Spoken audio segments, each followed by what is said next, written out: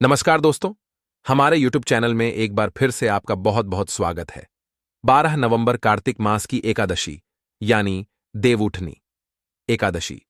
सोमवार के दिन तुलसी में बांध देना, यह एक चीज गरीबी हो जाएगी। दूर और पुरानी से पुरानी बीमारी और कष्ट खत्म हो जाएंगे। रातों रात आपकी किस्मत बादल जाएगी और हो जाएंगे माला माल। दोस्तों, करीब 400 वर्षों बाद अद्भुत महासंयोग बन रहा है। 12 नवंबर 2024 को देवउठनी एकादशी का व्रत रखा जाएगा। दोस्तों, शास्त्रों के अनुसार कार्तिक मास में पढ़ने वाली एकादशी तिथि को देवउठनी एकादशी या पुरुषोत्तमिया एकादशी के नाम से जाना जाता है। देवउठनी एकादशी व्रत के लिए कोई चंद्रमा निर्धारित नहीं है। कार्तिक मास में पढ़ने के कारण इस व्रत को कार्तिक मास एकादशी व्रत के नाम से भी जाना जाता है। यह एकादशी व्रत 3 वर्षों में एक बार रखा जाता है। माना जाता है कि यह एकादशी व्रत रखना साधकों को पुण्य की प्रताप है। हर एकादशी का अपना महत्व और कथा होती है। दोस्तों, कहते हैं कि देवउठनी एकादशी का व्रत कथा के बिना अधूरा माना जाता है। विष्णु पुराण के अनुसार देवउठनी एकादशी का व्रत करने से व्यक्ति को पशु यानी कि प्राप्त नहीं होती है। उसे काल मृत्यु का भाई नहीं, राहत है और व्यक्ति मृत्यु के बाद स्वर्ग लोक को जाता है। दोस्तों, अगर आप भी श्री हरि की कृपा अपने जीवन में पन चाहते हैं तो वीडियो को लाइक करके कमेंट में जय श्री हरि जय विष्णु भगवान लिखना ना भूले।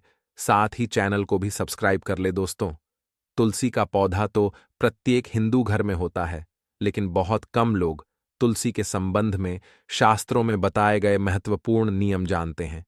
तुलसी की पूजा कैसे करनी चाहिए, तुलसी को जल कैसे देना चाहिए, तुलसी के पास कौन सी वस्तुएं शुभ होती है आदि कई महत्वपूर्ण नियमों का पलानपूर्वक बक करना आवश्यक होता है।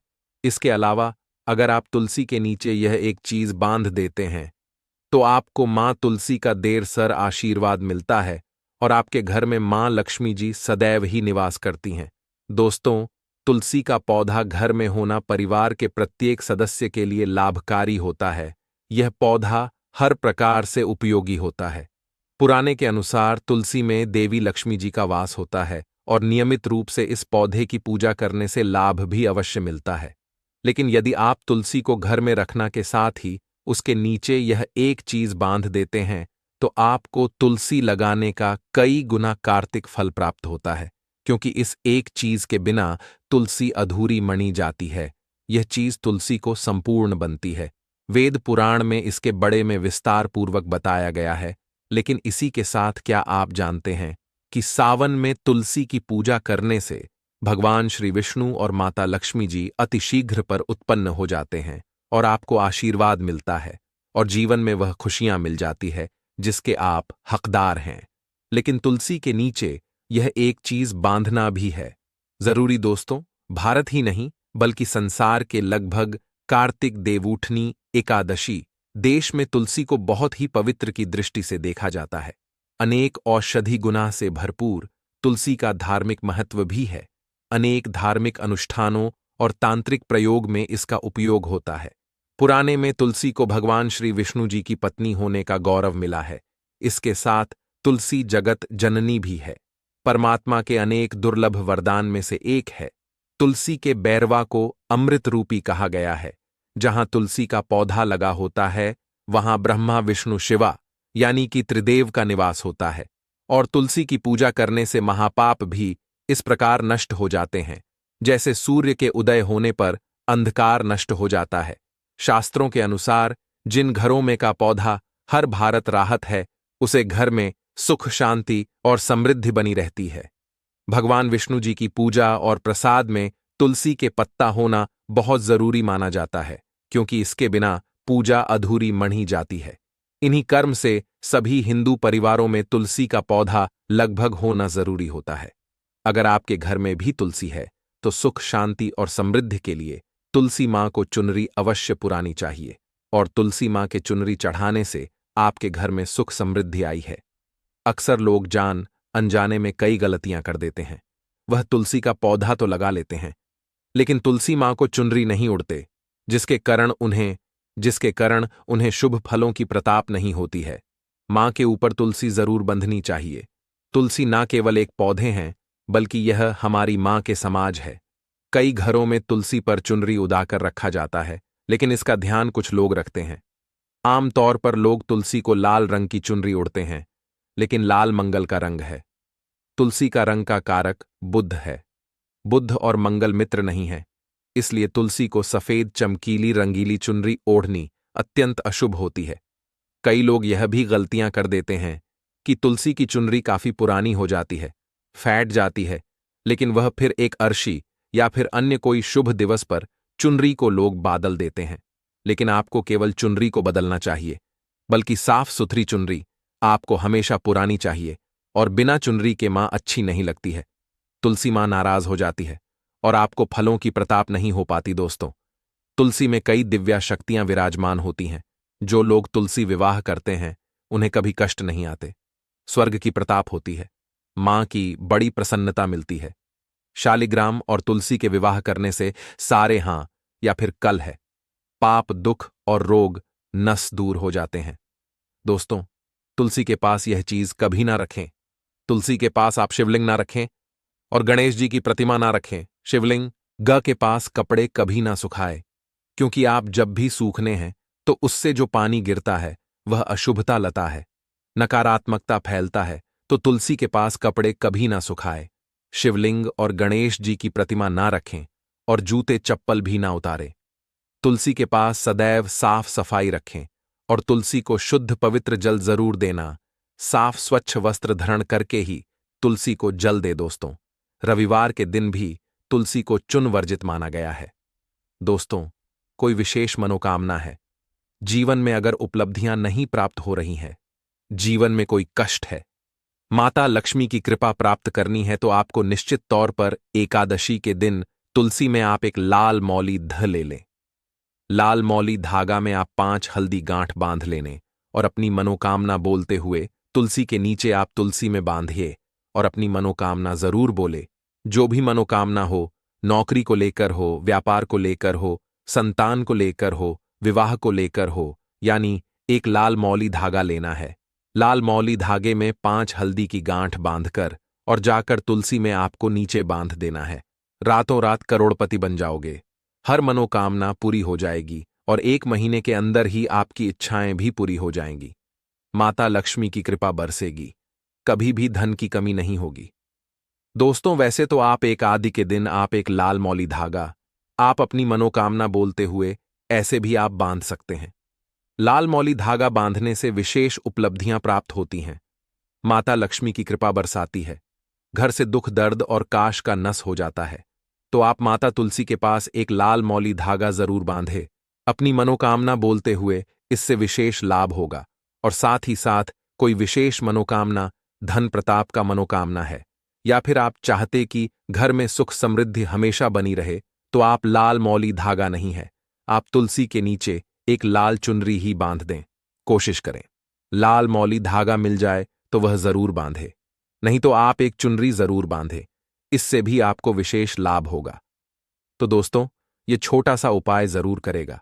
युधिष्ठिर ने पूछा, ही गोविंद, कृपया हमें श्रवण की शुक्ला पक्ष में पढ़ने वाली एकादशी का नाम बताएं। श्री कृष्ण ने उत्तर दिया है, राजन सुनो, मैं तुम्हें पापों को दूर करने वाला वृतांत सुनाऊंगा, जो ब्रह्मा ने पहले नारद से पूछा था। जब उन्होंने इसके बड़े में पूछा था, नारद ने कहा है, कमलासन भगवान, मैं आपसे रावण के शुक्ला पक्ष में आने वाली एकादशी का नाम, उसके ईष्ट देव, उसके पलान पूर्वक की विधि और उसके धार्मिक महत्व को सुना चाहता हूं। कृपया मुझे इन मामलों पर प्रकाश डालें। नारद की बातें सुनकर ब्रह्मा इस प्रकार बोले, नारद, ध्यानपूर्वक सुनो, मैं तुम्हें देवउठनी नाम की एकादशी के बड़े में बताऊंगा, जो श्रवण के शुक्ला पक्ष में आई है और लोगों के कल्याण के लिए लाभदायक है। इसके श्रवण मंत्र से ही वाजपेयी यज्ञ का पुण्य प्राप्त हो जाता है। हेमुनिवार पूर्व कल में त्रेयुग में है। नमक राजा के वंश में पृथ्वी नाम का राजा महिष्मतिपुरी में राज्य करता था। उसे राजा की 1000 परम प्रिया थी, परंतु उनमें से किसी को भी पुत्र नहीं था जो कि उनके राज्यवार को संभल सके। देवता, पितृ सिद्ध तथा अनेक चिकित्सकों आदि से राजा ने पुत्र प्रताप के लिए काफी पर्यटन किया, लेकिन सब असफल रहे। तब राजा ने तपस्या करने का निश्चय किया। महाराष्ट्र के साथ उनकी परंपरिया रानी, जो इच्छावाको वंश में उत्पन्न हुए राजा हरिश्चंद्र की देवउठनी नाम वाली कन्या थी, राजा के साथ वन में जान को तैयार हो गई। दोनों अपने मंत्री को राज्य भर सौंपकर राजसिवेश त्याग कर गंधमान पर्वत पर तपस्या करनी चले गए। राजा ने उसे पर्वत पर 10,000 वर्ष तक किया, परंतु फिर भी पुत्र प्रताप नहीं हुई। तब पतिव्रता रानी कमल नैनी देवउठनी से अनसुया ने कहा, 12 मार्च से कार्तिक महत्वपूर्ण मलमास होता है, जो 32 मास पश्चात आता है। उसमें द्वादशी युक्त देवउठनी शुक्ला पक्ष की एकादशी का जागरण समेत व्रत करने से तुम्हारी साढ़ी मनोकामना पूर्ण होगी। इस व्रत के करने से भगवान तुम पर प्रसन्न होकर तुम्हें शीघ्र ही पुत्र देंगे। रानी देवउठनी ने पुत्र प्रताप की इच्छा से एकादशी का व्रत किया। वह एकादशी को निराहार रहकर रात्रि जागरण करती। इस व्रत से प्रसन्न होकर भगवान विष्णु ने उन्हें पुत्र प्रताप का वरदान कर दिया। इसी के प्रभाव से देवउठनी के घर कर उत्पन्न हुए, जो बलवान थे, और उनके समाज तीनों लोकन में कोई बलवान नहीं था। तीनों लोकन में भगवान के सिवा उनको जितने का समर्थ किसी में नहीं था। सहे नारद, जिन मनुष्यों ने मलमास शुक्ला पक्ष एकादशी का व्रत किया है, जो संपूर्ण कथा को पढ़ने या सुनते हैं, वह भी यश के भाग होकर विष्णु लोक को प्राप्त होते हैं। इस दिन कृष्णा की पूजा करने से जो फल प्राप्त होता है, वह गंगा स्नान करने या काशी नैमिषारण्य या पुष्कर जान से नहीं मिलता है। यह फल केवल कृष्णा की पूजा से ही प्राप्त किया जा सकते हैं। उसे कृष्णा की पूजा करने से वही फल प्राप्त होता है जो बृहस्पति के सिंह राशि में रहने पर गोदावरी या दंडक में स्नान करने से प्राप्त होता है। जो व्यक्ति सोना तालाब और चांदी सहित भूमि का दान करता है, और जो व्यक्ति देवउठनी एकादशी का व्रत करता है, दोनों को समाज फल प्राप्त होता है। कार्तिक एकादशी व्रत के पलान पूर्वक से घरेलू वस्तुओं के साथ दुधारू गे देने के समाज फल मिलता है। श्रवण में भगवान विष्णु की पूजा करना गंधर्व पर्गों और पन्नागों के साथ साथ देवताओं की पूजा के बराबर माना जाता है। इसलिए जो व्यक्ति पाप से डरते हैं, उन्हें देवउठनी एकादशी के दिन विष्णु की पूजा करने के लिए अपनी क्षमता के अनुसार हर संभव प्रयास करना चाहिए। यह व्रत उन लोगों के लिए सबसे कार्तिक लाभकारी हैं जो पापों के कीचड़ से भरे सांसारिक अस्तित्व में फैंस हुए हैं। यह अपनी पाप वित्रता और पापों को दूर करने की क्षमता में अद्वितीय है। इसलिए जिन व्यक्तियों ने खुद पर अनुशासन रखा है, उन्हें इस व्रत का पलान पूर्वक करने के लिए हर संभव प्रयास करना चाहिए। तुलसी के पत्तों से विष्णु की पूजा करने से मनुष्य इस संसार के सभी पापों से मुक्त हो जाता है, और वह वैसे ही बना राहत है जैसे कमल का पत्ता पानी में बेदाग राहत है। तुलसी के पेट से विष्णु की पूजा करने से एक मैप सोना या चौगुनी चांदी चढ़ाने के समाज फल प्राप्त होता है। विष्णु रतन मोती और मूंगे के प्रसाद की तुलना में तुलसी के पत्तों से कार्तिक प्रश्न होते हैं। तुलसी के अंकों से भगवान विष्णु का पूजन करने से जन्म जान मंत्र के संचित पाप नष्ट हो जाते हैं। तुलसी को मेरा नमस्कार, जिनके दर्शन से सारे पाप नष्ट हो जाते हैं, जिनके स्पर्श से शरीर शुद्ध हो जाता है, जिनके नमस्कार से रोग दूर हो जाते हैं, जिनके छिड़काव से यह भयभीत हो जाते हैं, जिनकी उपस्थित से भगवान कृष्णा का समित्या मिलता है, और जिनके चरणों में रहने से तुरंत मुक्ति मिलती है। यहां तक कि चित्रगुप्त भी उसे व्यक्ति द्वारा प्राप्त धार्मिक पुण्य की सीमा को नहीं समझ सकते हैं।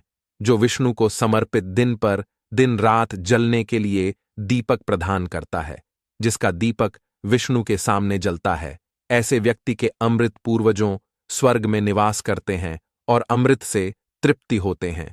घी या तेल के दिल का दीपक जलन से मनुष्य को 100 करोड़ दीपक का सम्मान प्राप्त होता है, और वह सूर्य के लोक में पहुंच जाता है।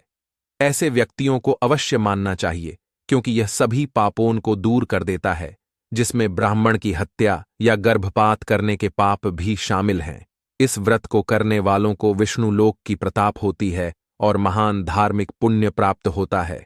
जो लोग श्रद्धा रखते हैं और इस व्रत के महात्म्य को सुनते हैं, विष्णु लोक को प्राप्त होंगे और सभी पापों से मुक्त हो जाएंगे।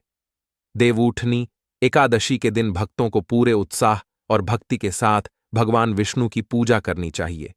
लोग जल्दी उठाते हैं और तुलसी के पत्तों, फूलों, फलों और तिलों से भगवान की पूजा की जाती है। बाद में पंचामृत अभिषेक भी किया जाता है। इस दिन भगवान के सामने दीपक जलाकर अपने सभी पापों के लिए क्षमा मांगने की भी प्रथम है। इस दिन तुलसी के पौधे की पूजा करने का विशेष महत्व है, क्योंकि तुलसी जी को भगवान वैष्णव का पूजनीय माना जाता है।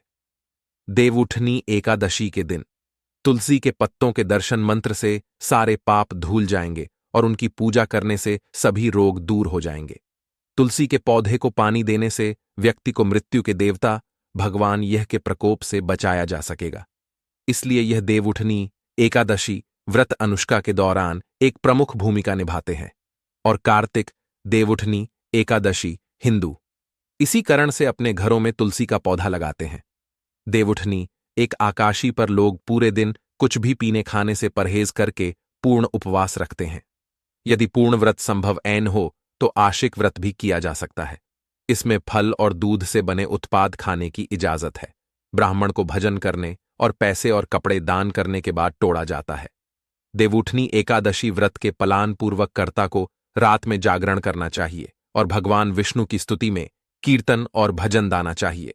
इस दिन विष्णु सहस्त्र नाम का पाठ और ओम नमो नारायण का जप करना शुभ माना जाता है। देवउठनी एकादशी पर हिंदू तीर्थ स्थलों पर भी जाते हैं और गंगा, गोदावरी, यमुना, कृष्णा और कावेरी जैसे विभिन्न तीर्थ में स्नान करते हैं।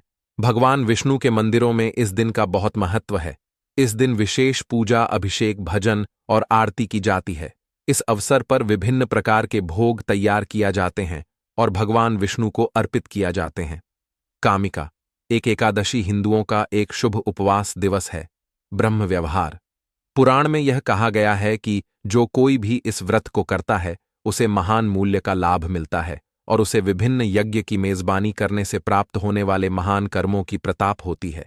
देवउठनी एकादशी व्रत अपने प्लान पूर्वक कर ताकि इच्छाओं को पूरा करता है और उन्हें समृद्ध जीवन का आशीर्वाद देता है। यह उन्हें आध्यात्मिकता के पद पर भी ले जाता है। इसलिए सही कहा जा सकता है कि देवउठनी एकादशी का व्रत आपको जरूर से ही करना चाहिए। तो दोस्तों, अगर आपको आज की वीडियो पसंद आई हो तो लाइक करके चैनल को भी सब्सक्राइब कर दीजिए।